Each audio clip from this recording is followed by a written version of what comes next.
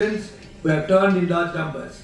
And the significance of this student participation, as I indicated, that represent and symbolizes the dynamism of the academic community in our university.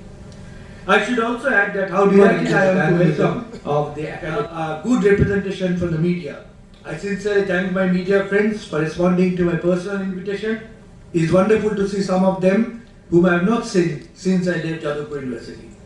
I do look forward to an apt coverage of our seminar in the media. I am sure the two-day seminar will be fruitful and thought-provoking. With this, could I request the Honorable Chancellor, Professor Shomit Ray, Ambassador Bhatia, and Mr. Jayanto Vishwas of HP Research Center to please come up to the dais.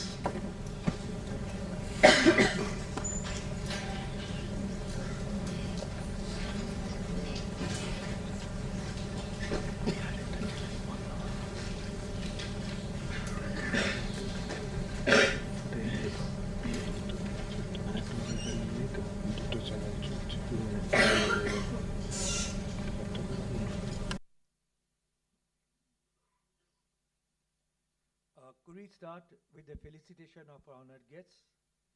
And could I request our Honorable Chancellor, Professor Ray, to felicitate first Ambassador Rajiv Bhatia.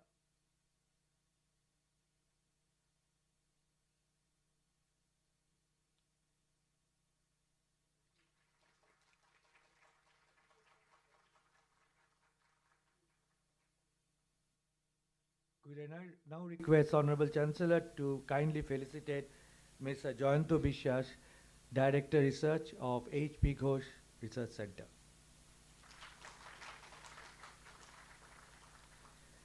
Could I now request our Registrar to kindly felicitate our Honorable Chancellor, Professor Shomit Roy. Kindly felicitate.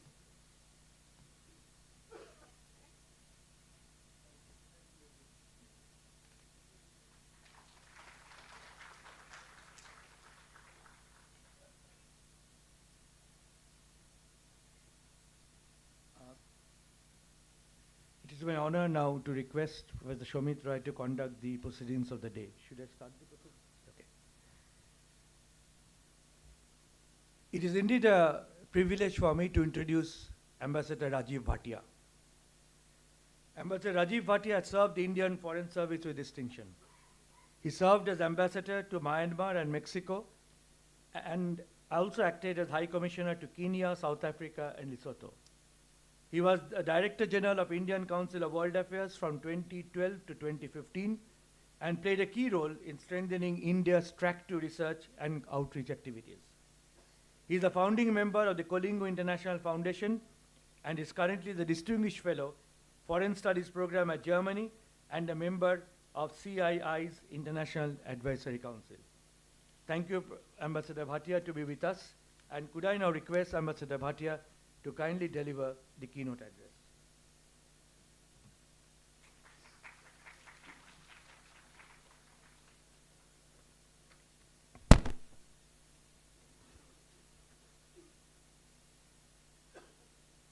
Good morning to all of you. This wonderful auditorium of Adamas University, filled with such rich experience and the energy of youth. When I was serving in Africa, I learnt something very nice from my African friends. After the first speaker introduces all the dignitaries and the special guests on the podium, the subsequent speaker simply says, all protocol observed. And that saves a little time. Yet I would like very much to begin by expressing my sincere appreciation to this great university for this invitation, but more importantly, for taking this amazing initiative to get us all together to discuss a very important theme. And I particularly want to express my warm thanks to the four institutions which have set a new record of collaboration in terms of trying to explore a very important aspect of India's foreign policy. My purpose here in the next 15-16 minutes is to highlight some of the important aspects of Brics, but also raise several questions, because then subsequent speakers would have a chance to really go into them further. I would contend that multilateralism, which is a major aspect of international diplomacy today, presents a puzzling paradox in the world afflicted by a deep poly crisis today.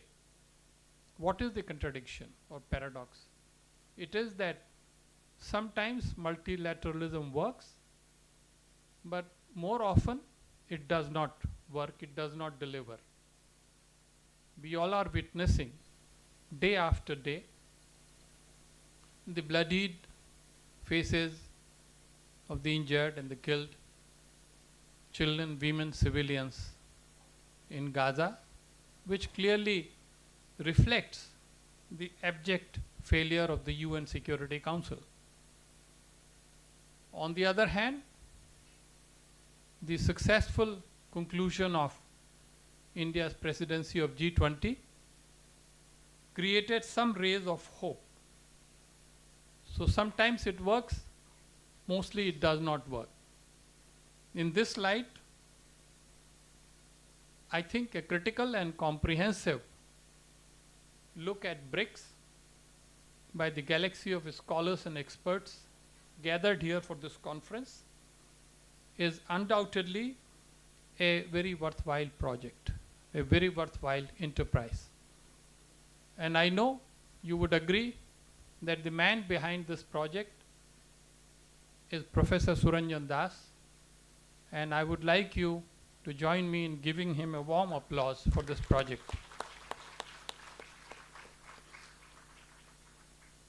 Let me very quickly touch on 2 or 3 specific facets. To begin with, first, what is the significance of Brics? Suddenly, from where we thought of doing this special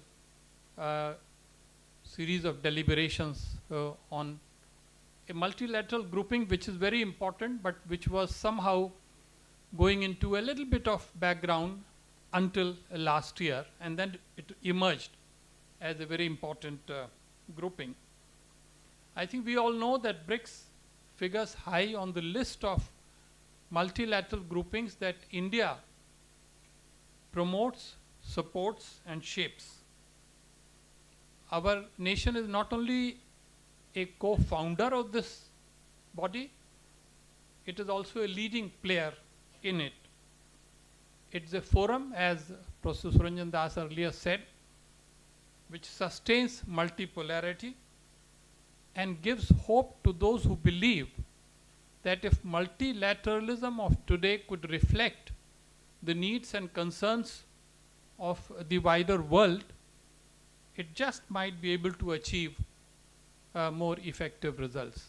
We often also, of course, see Brics as a counterweight to G7, the club of the rich, developed nations of the world. So in short, Brics, like G20, represents the multilateralism of the 21st century, which is in complete contrast to the multilateral institutions of 20th century, such as the UN Security Council, which have become a bit of an anachronism because they simply are not doing their work due to their internal divisions. Let me also emphasize that this conference of ours here today takes place at an important juncture in the history of Brics. With the transfer of the chairship or the presidency of Brics from South Africa to Russia, On 1st January, as recently as 1st January 2024, BRICS has now assumed the second avatar. Media is calling it BRICS 2.0. The transformation of BRICS from a club of 5 countries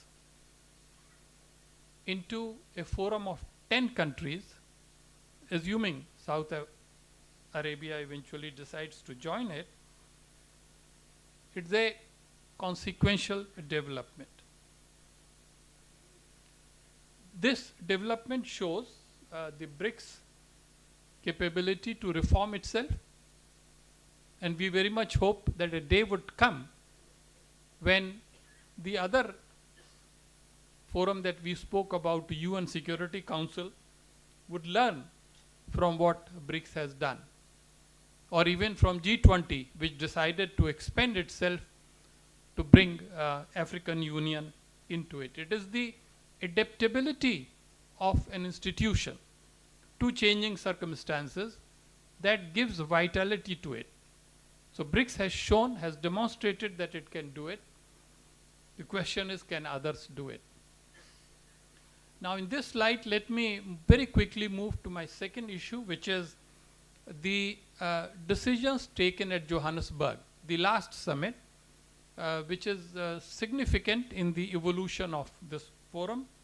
I don't have to go too deep into the matter. There will be many experts talking about it. I just want to highlight, first of all, that on the question of UN Security Council reform, BRICS used to take a position which we called a frozen formulation for the past over a decade.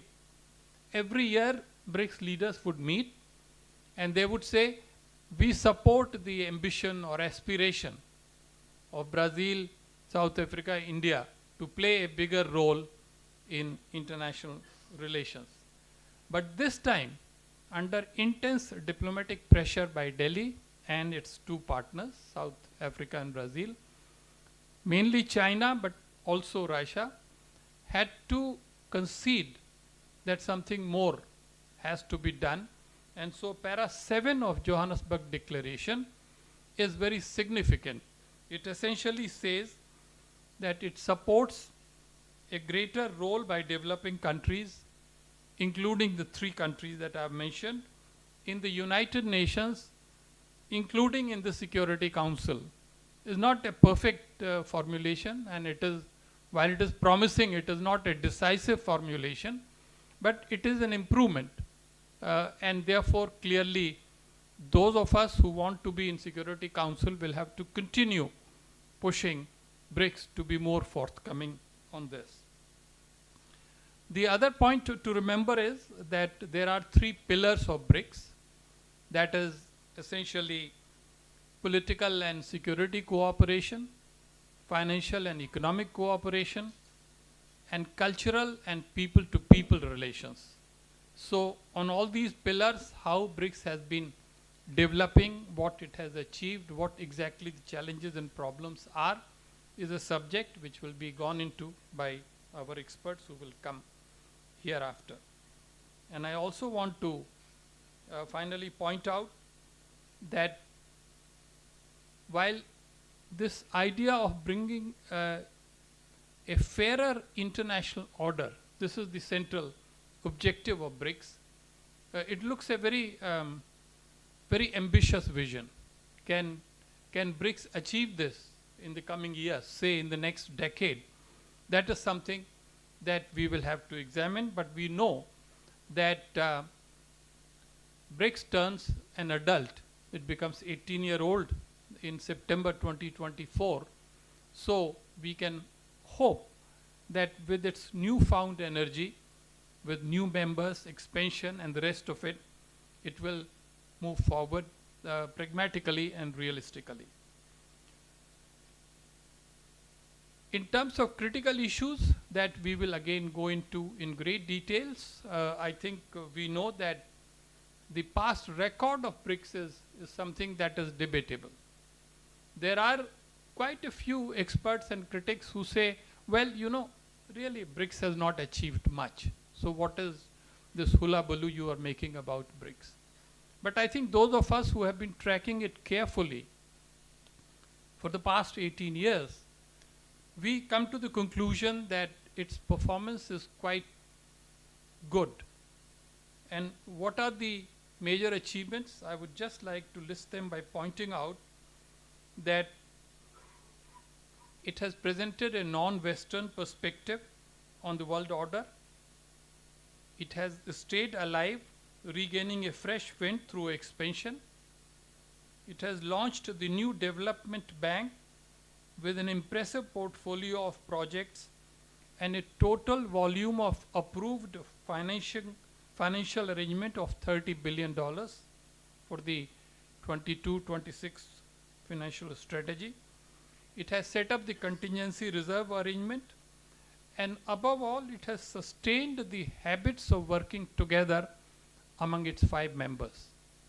So these are, in my view, no mean achievements, and if we look at them realistically, we can hope that if Brics can handle challenges which we must also recognize, then perhaps they can move forward. So one of the challenges now is to socialize and integrate the new members into Brics. Of the 5 members which are coming in, 2 are from Africa, Ethiopia and Egypt. 3 are oil producing countries. So their concerns, needs, priorities will have to be taken into account, but in a way which is consistent with the ethos of Brics.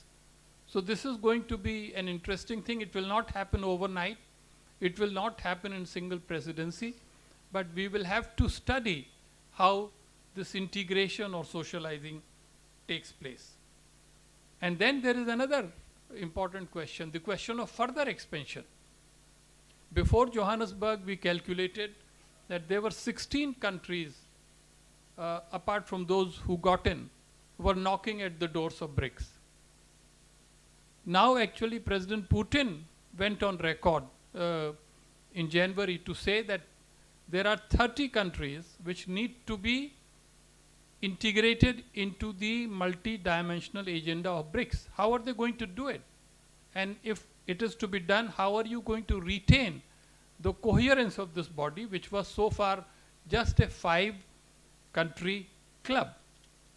It would be a very interesting experiment, according to me, in the art of managing international politics. And of course, there are internal challenges. There is the China issue, India-China issue. There are conflicts on Ukraine. Russia has still been in a kind of very negative place. And then on top of that, there are differences among these countries on the question of the Gaza conflict and the Red Sea and the rest of it. So it is not going to be smooth sailing, and I think in our discussions we will have to very clearly be realistic to recognize that there is potential for advancement of Brics, but there are lots of headwinds or pitfalls facing it as well.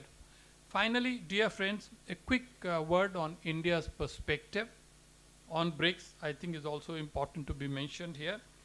India's approach has been very supportive and positive. It has been very forward-looking. At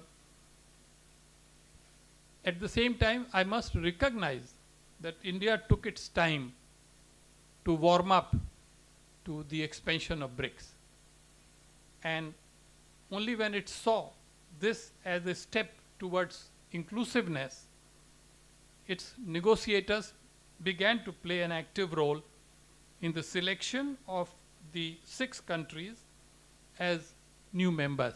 Now, as you know, of 6, Argentina said thank you, but no thank you. And on Saudi Arabia, as I mentioned, according to the latest reports, their Sherpa did not attend the Sherpa's meeting in Moscow in January. So they have neither said no nor yes. That means we will have to watch developments on this. Dr. Jaishankar has been repeatedly saying this wherever he gets an opportunity, that Brics is non-West, it is not anti-West. And that is probably India's attempt to ensure that it stays that way. But that means that there are others in the group which do not agree. And therefore, this entire contestation, the US-China contestation, US-Russia contestation, West-Russia contestation, all this has to get a chance to have a play within Brics, and that is what makes Brics important. In other words, Brics is a platform ideally suited for all of you, the students and scholars of IR, to understand how the international political play is going on today. Finally, a quick word about India's priorities, and I think they were put very nicely by Prime Minister Narendra Modi. He said that the forum's past is a very long and wonderful journey, and he essentially suggested that there should be greater cooperation among Brics countries on areas like space, education, skill development and skill mapping, digital technology, and traditional medicine. The collective effort should be to make Brics a future-ready organization, he said. A future-ready organization is a nice word. Let me, in the end, make a suggestion to the organizers of this conference. I think we must attempt to produce a comprehensive report including some serious recommendations for the consideration of Brics governments, but particularly the Indian government. And we should also disseminate our collective insights into Brics so that people at large, people who follow foreign policy and international relations, get the benefit of our hard work. Thank you very much.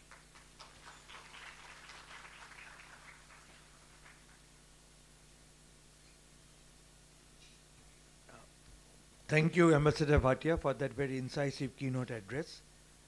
You have effectively set the ball rolling, and I'm sure in hands of the future panelists, the ball will continue to roll effectively.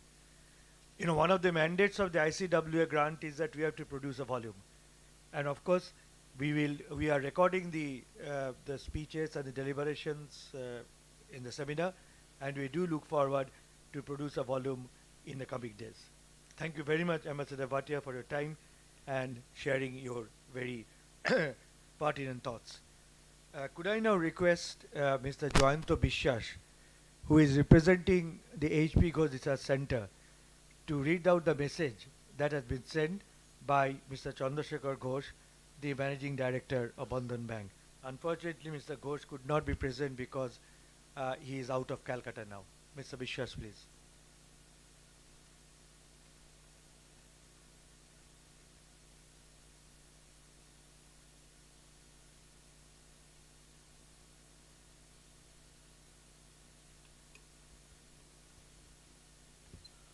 And all the young students of Adams University, Barashat. We, Haripada Ghosh Research Center, Kolkata, are fortunate enough to be a part of this great conference. For that, I convey my thanks to Professor Suranjan Das, without whom Haripada Ghosh Research Center would have not been associated with this seminar. So our founder and mentor, Mr. Chandrasekhar Ghosh, he could not attend the seminar due to his busy schedule. So he has sent a message. I'll just read out the message. Quote, I am indeed happy that HP Ghosh Research Center is collaborating with Netaji Institute for Asian Studies and Adams University to organize the present Indian Council of World Affairs sponsored national conference on Brics as a global alternative, prospects and concern for India. The conference could not have been timelier. The Brics is rapidly emerging as a global powerhouse, which is opening a range of new economic activities within the group that began with 5 countries, but which is now attracting membership applications from about 40 countries. The Brics economies represent 40% of the world population and 32% of world GDP. By enhancing regional trade and investment opportunities, technological exchange, as well as cooperations in agriculture, science, and energy, BRICS is surely poised to reshape the current geopolitical and economic landscape dominated by the Western developed nations. Through collective bargaining power, BRICS can influence global institutions like the United Nations, World Trade Organization, and the World Bank, advocating for fair representations inclusively and better rules that reflect the interest of developing countries. The BRICS member states can thus create a positive atmosphere for the citizen and develop sustainable solutions to common challenges.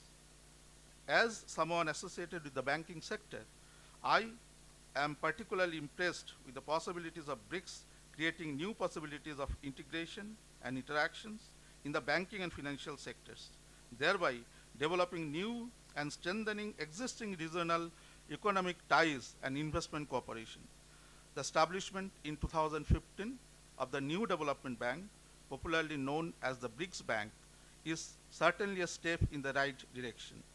A multilateral development bank, that is the new development bank, aims at mobilizing the resources for infrastructure and sustainable development projects within the BRICS community. Significantly, the banks within the BRICS now make up 1/5 of our top 1,000 rankings, with 200 banks in the list, compared with just 57 in 2001. The new development bank can thus pose a challenge to the traditional hard currencies. But if India has to take advantage of new opportunities that are poised to be opened up in the banking sector within the BRICS grouping, our country's banks are required to become more professional, increase the digital offerings, and involve itself more with private equity along with promotion of social governance. I hope the present seminar will discuss both the new opportunities for India created by the BRICS, as well as the measures that India needs to adopt to take advantage of such opportunities. I once again thank the organizer for giving an opportunity to HP Ghosh Research Center to be associated with this seminar, and I am sure the discussion will be productive. I wish the seminar every success, unquote. Thank you.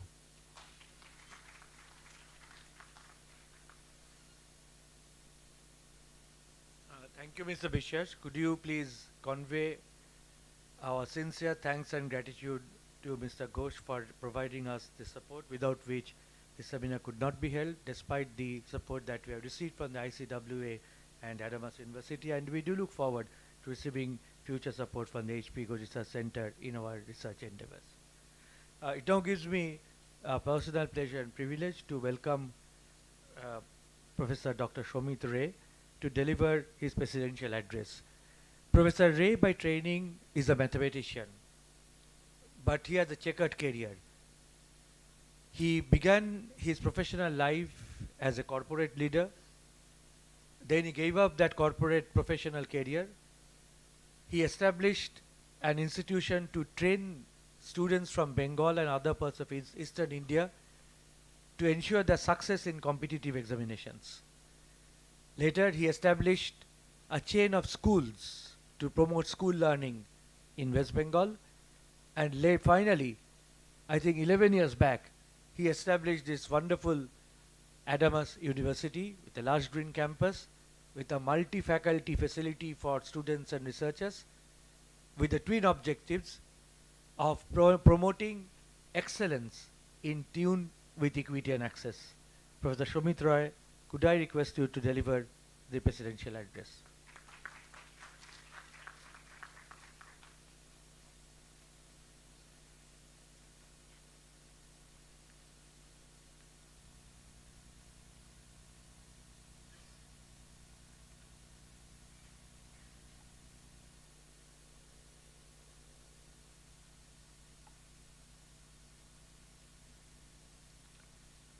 Good morning.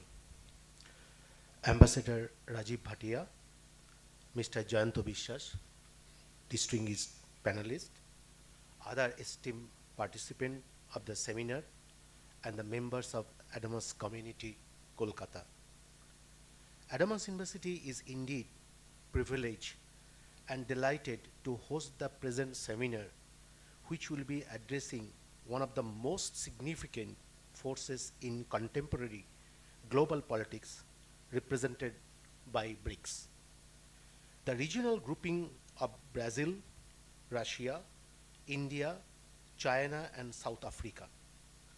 On behalf of Adamas University, I express my sincere gratitude to Indian Council of World Affairs for sponsoring the seminar and providing an opportunity to Adamas University to host it. I also sincerely thank HP Ghosh Social Research Center, especially Mr. Chandrasekhar Ghosh, the Managing Director of Bandhan Bank, for collaborating with Adamas University to organize the present seminar. Ambassador Bhatia has already underlined the importance of Brics in contemporary world politics, especially in the context of India, which had been the founding members of the regional grouping.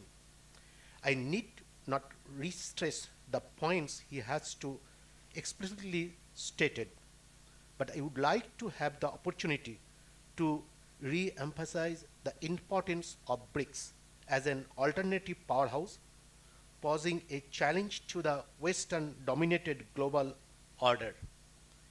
Brics represented the determinations of the global South to create a more democratic and multipolar world order, peaceful resolutions of international disputes, creating possibilities of an alternative global monetary systems through the new development bank and contingent reverse arrangement, and advocating sustainable development driven economic growth. India is already providing a leadership to the Brics, and I do hope that with the new international prestige that it acquired during the G20 presidency, India will remain a major driving force in fulfilling the goals to which the Brics has been established. I am sure the House will agree that the intellectual committee within the Brics can certainly play a leading and constructive role in strengthening and enriching the regional grouping. As the founder chancellor of Adamas University, I can assure the participation of the Adamas University to this process. I understand that the University of Toronto has a Brics research group. This is no reason why such a research group cannot be established in India with the active and collaborative participation by leading universities and think tank of the country. The ICW may consider the granting of necessary support for this endeavor, and the upon Ambassador Bhatia, Ambassador Srinivasan, and Mr. Ravi, the Secretary Economic Affairs of the Ministry of the External Affairs, all of whom are kindly participating in the present seminar. To pursue the ICW to lend its helping hand to this proposed exercise, Dr.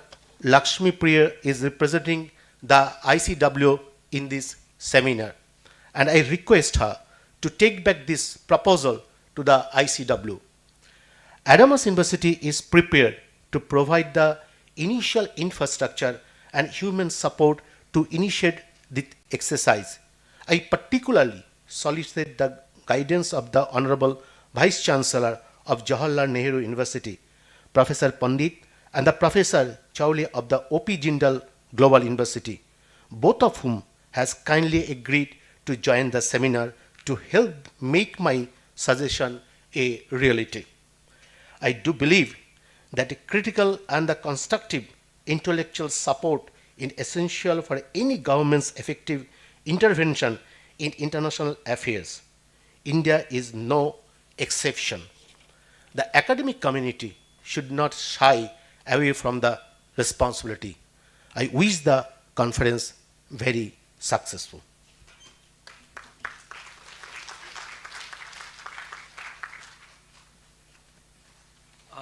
Thank you, Professor Ray. We are exactly on time. And could I now request our Pro Vice Chancellor, Professor Goswami, to propose a vote of thanks.